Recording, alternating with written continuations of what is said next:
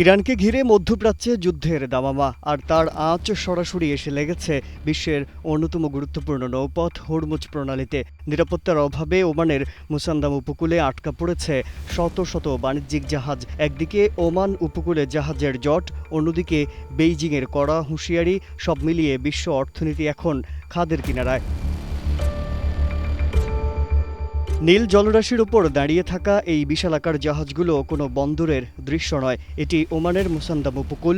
Iran ও পশ্চিমা বিশ্বের ক্রমবর্ধমান উত্তেজনায় হরমুজ প্রণালী এখন কার্যত রণক্ষেত্র। আর সেই আতঙ্কে সামনে এগোতে না পেরে ওমানি জলসীমায় আশ্রয় নিয়েছে কয়েকশো বাণিজ্যিক ভ্যাসেল। প্রতিদিন বিশ্বের 20% জ্বালানি তেল এই পথ দিয়েই পরিবাহিত হয়, কিন্তু বর্তমানে এই রুটে চলাচল করা মানেই মৃত্যুকূপের দিকে এগিয়ে যাওয়া। সব মশার বিরুদ্ধে সুরক্ষা দিতে এলো বসুন্ধরা এক্সট্রিম অ্যারোসল, মশার বিরুদ্ধে এক্সট্রিম সুরক্ষা। নিরাপত্তার অভাবে অনেক বড় শিপিং কোম্পানি তাদের রুট পরিবর্তন করেছে, আর যারা মাঝপথে ছিল তারা এখন আটকা পড়ে আছে মুসান্দামের শান্ত সাগরে। এই অচল অবস্থায় সবচেয়ে বেশি দুশ্চিন্তায় পড়েছে বিশ্বের দ্বিতীয় বৃহত্তম অর্থনীতির দেশ চীন। বেইজিংয়ের পররাষ্ট্র মন্ত্রণালয় সাফ জানিয়ে দিয়েছে, এই অঞ্চলে অস্থিতিশীলতা বিশ্ব বাণিজ্যের জন্য চরম হুমকি স্বরূপ। আমরা লোহিত সাগর এবং হরমুজ প্রণালীর পরিস্থিতি গভীরভাবে পর্যবেক্ষণ করছি। আন্তর্জাতিক নৌপথের নিরাপত্তা বজায় রাখা সবার দায়িত্ব।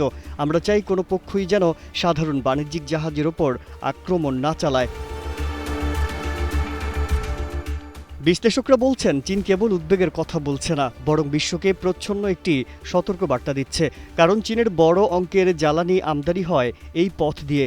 যদি মুসান্দাম উপকূলের এই জট না খোলে এবং হরমুজ প্রণালী স্বাভাবিক না হয়, তবে বিশ্বজুড়ে জ্বালানির দামে দেখা দেবে বিশাল বিস্ফোরণ।